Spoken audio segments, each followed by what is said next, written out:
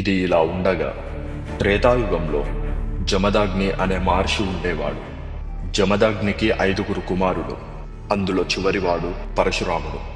ఒకనాడు 1000 చేతుల గల కార్తవీర్యార్జునుడు జమదాగ్ని ఆశ్రమానికి వచ్చి అన్యాయంగా కామధేనువుని ఎత్తుకెళ్లిపోయాడు. అది తెలుసుకున్న పరశురాముడు కార్తవీర్యార్జున్ని సంహరించి కామధేనువుని వెనక్కి తీసుకొచ్చాడు.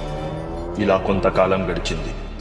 ఒకనాడు పరశురాముడు లేని సమయం చూసి పగతో రగిలిపోతున్న కార్తవీర్యార్జునుడి కుమారులు ఆశ్రమానికి వచ్చి జమదాగ్ని మహర్షిని చంపేశారు. అక్కడితో ఆగక ఆశ్రమం మొత్తం ధ్వంసం చేసి కామధేనువుని తన దూడ నుండి వేరు చేసి ఎత్తుకెళ్లిపోయారు. తిరిగొచ్చిన పరశురాముడు ఆ దారుణాన్ని చూసి ఉగ్రరూపం దాల్చాడు.